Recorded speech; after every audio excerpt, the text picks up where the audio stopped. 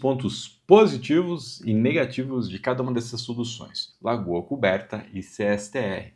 Vou começar aqui pelo Lagoa Coberta, tá? Negativo, tá muito claro, né? Ele admite pouca taxa de sólido, isso acaba influenciando principalmente a produção de biogás, mas também influencia a operação. Então você precisa ter muito cuidado com essa operação, como eu já falei nesse vídeo, principalmente do pré-tratamento, para evitar que a gente precise abrir esse biodigestor no curto prazo e isso gere um custo que a gente não quer para esse projeto de biogás, tá? O segundo ponto é que esse tipo de biodigestor ocupa muita área, né? Então, as áreas que utilizam-se para colocar um biodigestor de lona são relativamente grandes. Se o teu cliente, se o teu projeto permite isso, tá tudo bem. E se as características do teu resíduo permitem a gente utilizar um biodigestor desse, tá tudo bem.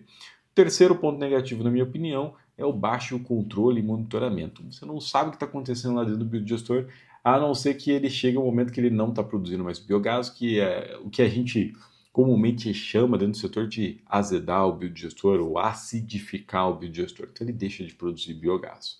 Já do ponto de vista positivo, algo que eu gosto muito dentro desse biodigestor é a simplicidade de construir, né? Nada mais é que uma vala escavada com lona por baixo e lona por cima, que é a cúpula.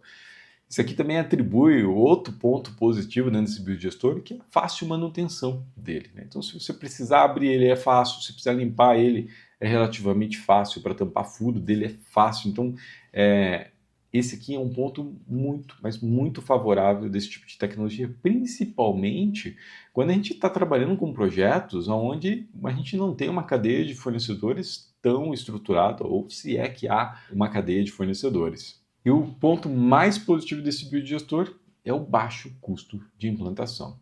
Eu, particularmente, já presenciei alguns projetos que se pagaram dentro de 1 ano, 2 anos, principalmente naquelas situações que eu comentei com vocês das amidonarias. Então, quanto menor o nível de instrumentação, o nível de demanda para aplicação desse biogás, nível de demanda tecnológica, então menor vai ser o payback, ou seja, o tempo de retorno sobre o investimento. Eu, particularmente, gosto bastante desse tipo de biodigestor, obviamente tomando cuidado com todos esses pontos que a gente abordou. Agora vamos falar um pouquinho do CSTR. Como ponto negativo, né, alto custo, né? Então o investimento para um CSTR ele é alto. Um desenho, uma modelagem de um projeto CSTR, ela precisa ter muitos cuidados. A planilha precisa trabalhar com números muito reais e a gente precisa numa escala mínima para que esse projeto comece a fazer sentido. Outro ponto negativo é que ainda a gente tem poucos fornecedores que dominam os aspectos construtivos e a tecnologia como um todo no Brasil. Então a gente acaba ficando, não sei se a melhor palavra é refém, mas a gente tem poucas opções para atuar com esse tipo de tecnologia. Já dentro da Lagoa Coberta, pela simplicidade dele, a gente vai encontrar muito mais fornecedores atuando dentro do território. E, consequentemente, a gente vai ter uma mão de obra muito mais complexa caso haja necessidade de uma manutenção ou uma operação assistida, alguma coisa nesse sentido, tá? Mas vamos lá, a gente está falando de projetos com substratos diferentes e com resíduos diferentes.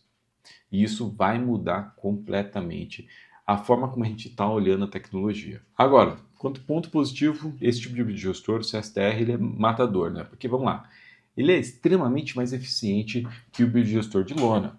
Seja pelo processo de conversão de biogás, né? Então a gente está falando de 60% a 70% para uma lagoa coberta, e aqui no CSTR a gente tem algo entre 80% e 95% de conversão. É muito maior, né? Sem falar sólidos. Porque assim, eu não sei qual que é o teu nível de conhecimento, mas só para a gente ter uma ideia. Como é que a gente estima a produção de biogás? A partir da quantidade de sólidos que a gente coloca dentro do biodigestor.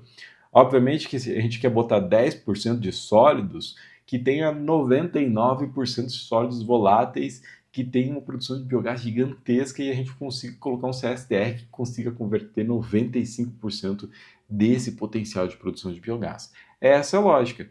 Então, uma lagoa coberta naturalmente vai produzir muito menos biogás, vai ser um projeto com menor atratividade do ponto de vista de eficiência.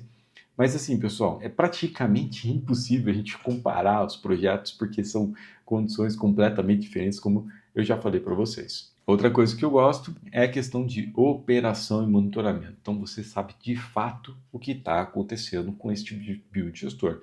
Eu particularmente conheço as duas tecnologias, já visitei plantas dos dois jeitos, já desenvolvi projetos dos dois tipos de tecnologias, e a gente vê os lagoas cobertas muitas vezes não tem nem monitoramento da qualidade do biogás, quiçá vazão de biogás dos projetos mais antigos. Já o CSTR você vai ter todo esse controle, e se algo começar a não performar bem, você vai saber muito antes. E isso é um fator muito importante quando você está trabalhando com um investidor dentro do projeto, quando a planta de biogás é de fato encarada como um empreendimento de biogás.